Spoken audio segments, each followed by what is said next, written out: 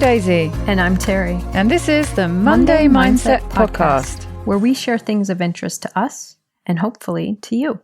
So let's get started with episode number 194. And this week, it's Daisy's turn to share something with us. Daisy, what do you have? Well, Terry, this is one of those weeks where something caught my attention and then I went off Googling. And that's what I'm coming to you with. So it all started with James Clear's newsletter, which lands in my inbox every week. And I think I've mentioned before, it's one of the only newsletters, well, A, that I still subscribe to, haven't deleted, and B, that I tend to read every single one. It's usually short and sweet, to the point. It's 3 ideas from him, a couple of quotes from other people, and I think something to think about. To be honest, I'm not usually still reading it by the time it gets to that point, but it's still quite short and sweet, and I would recommend it. And the bit that I've clipped in a screenshot, and I'm going to read out to you, are the 3 ideas from me, or well, not from me, from him, obviously, James Clear. And this was in this week's newsletter. I think it comes out on Thursdays. And I thought they were quite good fun. And it was also the jumping point from which I headed to Google. So number 1, I thought this followed on. You know how I love a follow on from something that you or I have spoken about before? Nothing better. Well, this kind of, exactly. This sort of followed on from something I was talking about. Big Joy, I think it was, which I still haven't done yet, by the way, but I will do. Keep meaning to remind you about that. So the first idea from him: you should always be rooting for the people you know, not only because you may need their support tomorrow, but also because it feels good to celebrate something. I know you're all about celebrating things. Celebration can rescue your day, even if it's someone else's victory. Envy will ruin your day, even if you're actually winning. See, I love it. He always says something that makes me go off and ponder it on a dog walk or something. The second one: when I go into a situation, I try to keep a mindset of baseline optimism. When starting the day, he says to himself, it's going to be a good day. When meeting someone new, I'm going to like them. When trying something challenging, it's going to work out. Now, if your brain is anything like my brain, it's going, oh yeah, but... He addresses that. Problems will inevitably arise and I deal with them as the situation demands. But my preference is to assume I'm on a winning path until proven otherwise. And I thought, well, I like that, because we've spoken before about how sometimes there are those cycles, aren't they? Negativity begets negative outcomes. Well, spin it the other way. So I thought, well, yeah, that's a good little tip. I like that. Why not? But then this third one, this was the one that was my jumping point. And it caught my attention because it amused me, but I liked what he said as well. I think about decisions in 3 ways: hats, haircuts, and tattoos. Most decisions, yes, Terry's laughing at this point. Oh, this is great. It's good, isn't it? He grabs your attention. I love him. We both love him. Most decisions are like hats. Try one, and if you don't like it, put it back, try another one. The cost of a mistake is low, so move quickly and try a bunch of hats. Some decisions are like haircuts. You can fix a bad one, but it won't be quick and you might feel foolish for a while. That said, don't be scared of a bad haircut. Trying something new is usually a risk worth taking. If it doesn't work out, by this time next year, you will have moved on and so will everyone else. Little aside, in my sometimes negative brain was going, well, yeah, but what about photos and social media? But, let's not go there. A few decisions are like tattoos. Once you make them, you have to live with them. Unless, I guess, you want to go through a lot of pain and money to get rid of them. Always have to think of the alternative, Daisy. Some mistakes are irreversible. Maybe you'll move on for a moment, but then you'll glance in the mirror and be reminded of that choice all over again. Even years later, the decision leaves a mark. When you're dealing with an irreversible choice, move slowly and think carefully. So I thought this was worth digging into a bit. Obviously, when it comes to making decisions, this ties into habits, which James Clear obviously is all about. I was just going to say, if it's coming from James Clear, of course it's having to do with habits. I think his, talk to his mom is probably about her habits. I think it's that ingrained in him. Yes, and I don't know if anyone managed to get onto the beta version of his upcoming app called Atoms. I clicked the link, but it was already full, so I didn't. But I'm guessing there might be somebody out there who is. But anyway, quick aside there. So I thought this was worth digging into the process that goes behind making decisions, because we make decisions. It's another thing. I was pondering it on my dog walk. We make decisions all the time, every minute of every day. A lot of them we don't think about. And we've talked about, and we think about, those choices we make, and especially when it comes to habits. But I thought it would be quite interesting to dig into the process a bit. So I Googled, I think my exact phrase was, how do we make decisions? And the most interesting article I came across was from MindTools.com. And a fair amount of it is behind paywalls, but the original article that I'll put a link to wasn't, and most of it was Googleable. They kick off in their article, which was entitled How to Make Decisions. Some decisions are so simple that you're barely aware you're making them, while others are time-consuming, high risk, and can have you feeling anxious. And I've mentioned this before, I can get myself in knots about making decisions. There was a lot of anxiety when I was DIYing last summer. Decisions can make or break a project or an entire business, and they often involve complex and unpredictable interpersonal issues too. So as you can tell from that, it's sort of coming from a business perspective, but I think you can easily switch out business for you, family, whatever. So what is decision making? Well, it's choosing between possibilities, obviously, but it's often part of problem solving. And the more complex the decision, the more factors you are going to likely need to consider. There are, according to them, 3 types of decisions. Strategic, which are the long-term, high-level decisions, and they determine the direction of an organisation, replace with whatever you like, and require a lot of forethought. Tactical. These decisions translate the strategic direction into actions, the hows and the whys. And then operational. These are the day-to-day routine decisions that put the former goals into action.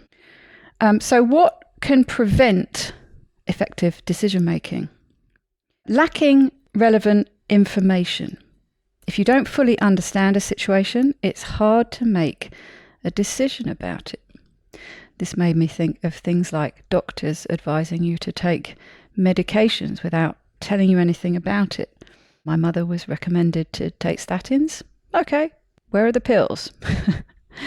Doctor says that to me, I'm going to start firing them with questions and heading to Google. Misidentifying the problem. Are you addressing the root cause or a symptom? Failing to consider risks. So you need to assess the consequences. Letting bias cloud your judgment. This is where you need to be objective rather than subjective. Not communicating. Many decisions involve more than one person. So have they been consulted? And are you all on the same page? And then they have 7 steps, tips to good decision making.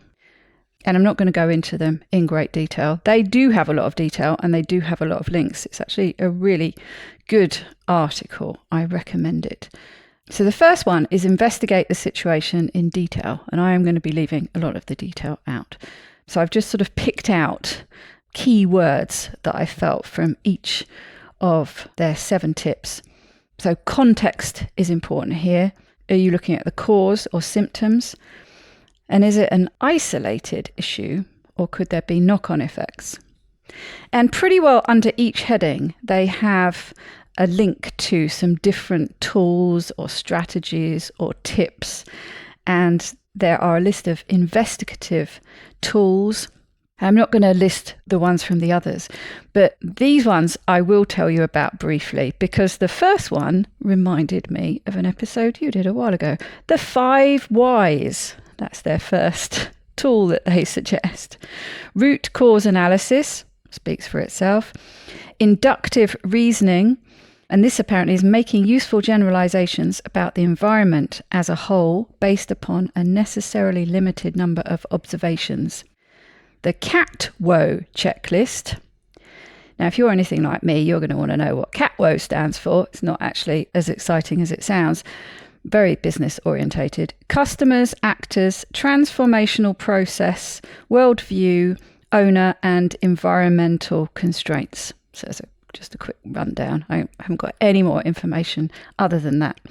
And the 6 thinking hats. That intrigued me a little bit as well. And apparently this was invented by Edward de Bono. I don't know if anyone's listened to or read him. Very interesting guy. But this apparently it's his invention, and it's a parallel thinking process that helps people to be more productive, focused, and mindfully involved. And it reminded me of, is there a psychology counselling technique, something to do with a chair? I seem to remember when I was looking into it. You imagine it from different viewpoints. The empty chair. Yes, that's what came to mind. I felt like maybe it tapped into that. I didn't go off on a Google search to confirm or deny, but that's what came to mind. The second tip is create a constructive environment for your decision. And this is taking some time to consider and exploring with others, if applicable, in a constructive environment. So some of the keywords here are contribution, discussion, without judgment. The third one, generate good alternatives to decide between. Throwing the net wide when exploring options is a good thing. And the act of coming up with alternatives forces you to dig deeper and look at the problem for different angles. And they had some ideas about creative thinking techniques that will help you step outside normal patterns. They had some creativity tools, links for that. And brainstorming comes in under this heading. The fourth one, explore your options, feasibility, risks, implications. Again, they've got some analysis tools. And the fifth one, and this is the one they suggested you skip to if it was just quite a simple decision you were making. This is where it got less interesting for me. I actually found the earlier ones more interesting. Number 5, select the best solution. Well, that's the make the decision step.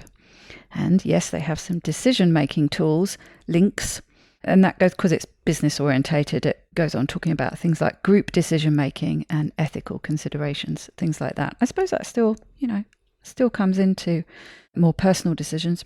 Number 6, evaluate your plan. Sense check your decisions. And this is where you can get ahead of hindsight. Blind spot analysis, they mention. So yeah, looking for those blind spots, really looking for the things you've missed. And the last one, communicate your decision and take action. And again, sort of coming from a business perspective, but this would probably apply in a family, friend group, whatever. But you communicate it in an engaging, informative and inspiring way, and get other people involved by discussing how you arrived at your decision. And this made me think a little bit things we were talking about before, or maybe things I've been editing you talking about on TFM, probably about negotiating how to eat and fast when other people around you are doing something differently. It made me think of that. You're more likely to get their support if you can involve them in some way. And the last thing they said here, that if someone points out a flaw, have the humility to consider their input and review your plans accordingly, if appropriate. So that was what I took from that article. And then there was another one, which I also found really interesting, from BetterUp.com, called Learn How to Make Better Decisions with 3 Powerful Habits, written by Maggie Wool, not sure how to pronounce it. She kicks off by asking, why is it important to make good decisions? Well, they might not matter too much in the moment, but the repercussions later on might do. Learning from mistakes is a crucial part of personal development, and we cannot lead without being decisive. So again, a little bit businessy, but so the 3 habits are, and they're all pretty well self-explanatory. Leave yourself some space to reflect on your mistakes and successes. You won't learn from your mistakes if you don't take the time to reflect on them. But it's important to note this is not dwelling on your mistakes, but analysing them in a constructive way, i.e., what can you learn from them? The second one is analyse your own self-confidence. So confidence is important, and she mentions here imposter syndrome and how it's important, if that's you, to find ways to build more realistic confidence. But overconfidence can lead to diagnostic errors. And things that come up here are avoiding bias, objectivity, listening to other people's opinions, and a phrase directly quoted, which I really liked, staying humble to the unknown. So I think we all know those people who go into decision making in a little bit of a dictatorial, overconfident way. I felt like that was sort of speaking to them. And the third one is become aware of your mental heuristics. What on earth is heuristics, I'm thinking? Well, heuristics are mental shortcuts that people use to make quick decisions. And they can be helpful by reducing the mental effort required to make decisions, helping you problem solve, simplifying complex questions, and helping you get to a conclusion faster. However, they can lead to cognitive biases. And the example they give is the availability heuristic. And this is where you will be more likely to make a decision based on information that pops into your mind quickly. So they're suggesting just to have a bit of a think about what these heuristics might be, and are they helping or hindering you make better decisions? Because they tend to feel natural, comfortable, and right. So being a bit more aware of them is quite helpful. And she has 10 effective decision-making tips. And I'm just literally going to give you the tips. I am mostly going to give you the tips themselves because they're all pretty self-explanatory. The first one, imagine yourself 1 year into the future. This obviously forces you to think past immediate consequences, a bit more long-term. Number 2, write down your goals. Helps you work out the path you need to take to get to those goals. Number 3, identify at least 4 alternatives. Had that in the previous article. Number 4, figure out what you don't know. Oh, it's a good one. Number 5, step away from the situation. Get some perspective. Number 6, face your mistakes. Number 7, seek out feedback. Number 8, look at long and short-term consequences. Number 9, analyze data. And number 10, critical one, identify your values and stay true to them. One quick aside from another article I perused but didn't get into, but when I was looking down quickly through the contents, one of the things caught my eye. This is an article called How to Make Better Decisions in Life by Mark Manson. And the bit that caught my attention, you won't be surprised, treat your emotions like you treat a dog. Okay, I'm going to have a quick look at this. Now, he's one of these people, there was a lot of effing and blinding, but his observation is that, let's replace that with crappy dogs, almost always have crappy owners. The dog's level of discipline is reflected in the owner's emotional maturity and self-discipline. And he did go on to be quite ranty and judgy. He didn't strike me overly as being a dog person, but having dog owners in his building that he didn't like very much was what I got. But I'm quoting now from him, and this will sound awfully familiar. Our emotions are kind of like our dog that's living inside our head. We have this part of ourselves that just wants to eat, sleep, I will replace the next word with have sex, and play, but has no conception of future consequences. Dog brain, he says, is what controls behaviour, and it needs to be trained. And that reminded me awfully of, is it Glenn Livingston with the pig squeal? Yes. Yeah. Yes, it reminded me of that. So that was just a quick aside. So that really was me just sort of digging in a little bit from James Clear, getting me thinking, just sort of thinking about the process. And also I went on to think about that. Just thinking about it gives you pause, which in and of itself is quite often key. And then just a quick funny thing to end on. If all else fails, you can go to a random decision maker website where you can put in your question and it will give you a decision. So if all else fails, do that. Is this like a modern day magic 8 ball? Yes, exactly. I love it. So many good things in there, really just even kind of, for me, framing all of that in the part that James Clear talked about. If some decisions are hats, some are haircuts, and some are tattoos. Obviously, in my previous work as a therapist, a lot of my work was in helping people make decisions or maybe walking them through the decision-making process. And I remember this one client in particular who was a college student, and love her, super insightful and motivated and struggling with things. And so oftentimes when it would come to decisions like, where should I go to college? Should I go here or should I go here? Is it okay to change my major? What should I change it to? And as I would listen to her talk about this, it was often really guided by, what are other people going to think when I do that? If I change my major, will they think I'm just flaky and don't know better?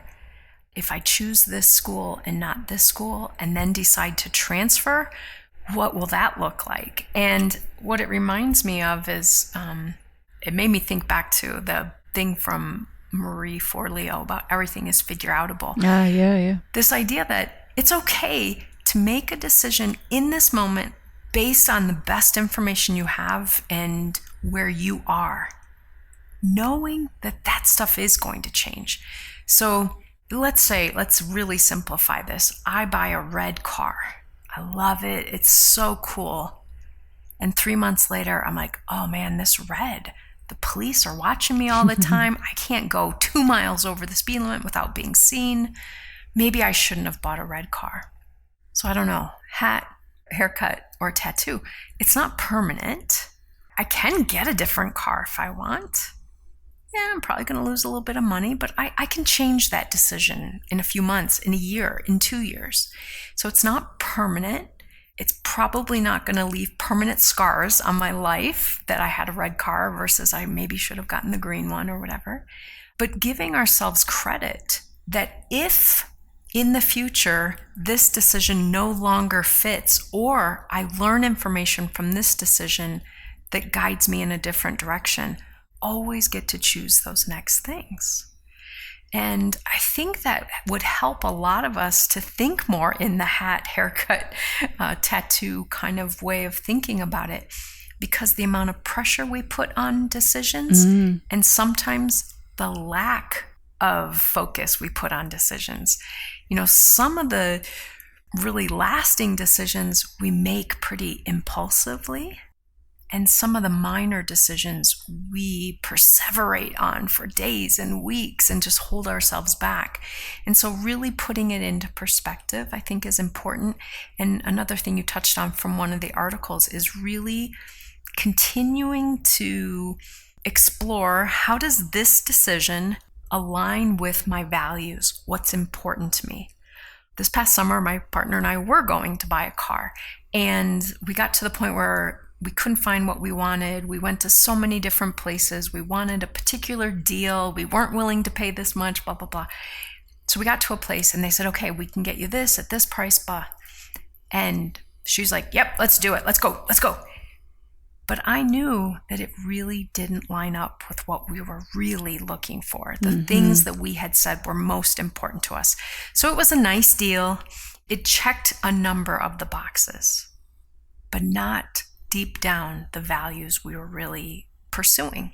Yes, so that was tapping into, what was it? I'm just sort of looking at the availability heuristic. Yeah. Want to do it now. And I want to be done with this decision. This is tense, holding on to a decision. I don't want to think about all these details. But in that way, you end up settling for something. And in the last moment, I said, I don't think we should do this. It's a nice car. It does check a number of our boxes, but it really isn't what we came here for. It's not what we've been looking for. Let's wait. And very soon after, we got the car, the deal, everything that we really were looking for. So I think that's a really important part of this process. And again, I don't think that buying a car is one of those unchangeable, unless you're someone who's going to drive your car for 22 years, it's changeable. It is going to change. If it's really not a good fit for you, you can change it. You can do something to change the decision. And again, doesn't mean that the new decision won't cost some more energy, might cost some more money, might be hard work, whatever. But letting go of that, I am doomed if this decision isn't the right one. And again, weighing out. While you were talking, I was grabbing, while you were explaining something, I was grabbing my water. And you mentioned, we make so many decisions that we don't think about. Like, I had to decide, do I want this water or do I want something else to drink? And there are times, Daisy, where I will spend way too much time deciding something like that is so insignificant. And then something that might change the rest of my life, I'm like, let's do it. So I love this topic. I love anything, obviously, that's kicked off by James Clear, and then the articles that you found. It is interesting to me sometimes when you Google something as general as how do you make a decision? There are people who have really written some concise, good, helpful tips. I often think, I just think this is something I'm supposed to naturally know how to do. Go look at those resources. Yeah, that's what I figured. Yeah, digging into the process a bit, because it's something we do a lot of it without thinking, some of it overthinking. Yeah.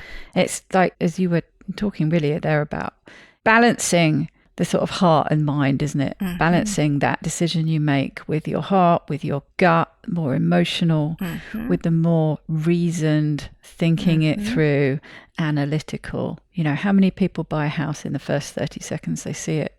But there's value in both. But you need to find the balance between the two. Yes, you can overthink the choice you make when you're selecting your drink, your beverage, but you can also underthink it. That's right. What is your dog brain reaching for? That's right. Might not be the best choice. So Absolutely. It's always about balance, isn't it? Absolutely. And recognizing too that for many, many, many, and maybe most of us, certain levels of decision making are stressful. They require a real analysis, like you said, heart and mind and values and past experience and future projections and all of this stuff. It can get kind of overwhelming. So really just trying to simplify that process. Don't rush it, but also don't perseverate too long. Don't cost yourself extra energy when not necessary. So it's a really interesting topic of finding that right balance of how do you make decisions. And it's funny, it's a little bit of a tangent, but the hat, haircut, and tattoo reminds me of an analogy a friend used to have about choosing something like a carpet for a room, wallpaper, piece of artwork, or whatever. I wanted to get this big rug that was like multicolored and big patterns. And she said, some things should be a tie and something could be a suit. That should be a tie. It should be small. It should be an accent. You wouldn't want to wear that pattern on your whole suit, but on the tie, it would look great with a solid colored suit. So again, just kind of picturing how big should I look with this detail? How minute should I look with this detail? Is it a tie? Is it a suit? Is it a hat? Is it a haircut or a tattoo? Now, people who have not really been listening closely through this, if they only caught that, they're like, what the heck are these women talking about? Everything is a tie, a this, a hat, a haircut, a tattoo. I'm so confused. What is this, a wardrobe show? But I do think those analogies help us put things into perspective. I've just got to throw something in very quickly because I have almost the opposite, and it is a rug story. When I went to they had on sale at Fired Earth was the company, mostly made tiles, but they used to have wonderful rugs. Went to buy a Colleen rug, and I was umming and ahhing and having my usual anxiety about making the decision. And the guy said, because I was like, well, I'm looking for, I'd gone along all prepared with the colour of my walls and the colour of this and the colour of that, wanted to find a rug to suit. He said, no, this is a big piece you're buying. Go with your heart for the rug because the wall colour can be changed, everything else can be changed. And it was the rug with the big pattern and all the rest of it. So there you go, completely sort of opposing perspective. The rug was the suit in my case. There you go. But it helped then guide the rest of your decisions. Exactly. You didn't have to limit yourself on that based on these other factors. Yeah. That's great. Yeah. So there you go. Rugs, suits, ties, hats, haircuts, tattoos. There we go. There we go. Life in a nutshell. Yes. Something to think about. So good old James Clear, he always gives me something to think about and quite often to go and Google. Very good. So until the next newsletter, have a very wonderful week. Take good care, everyone.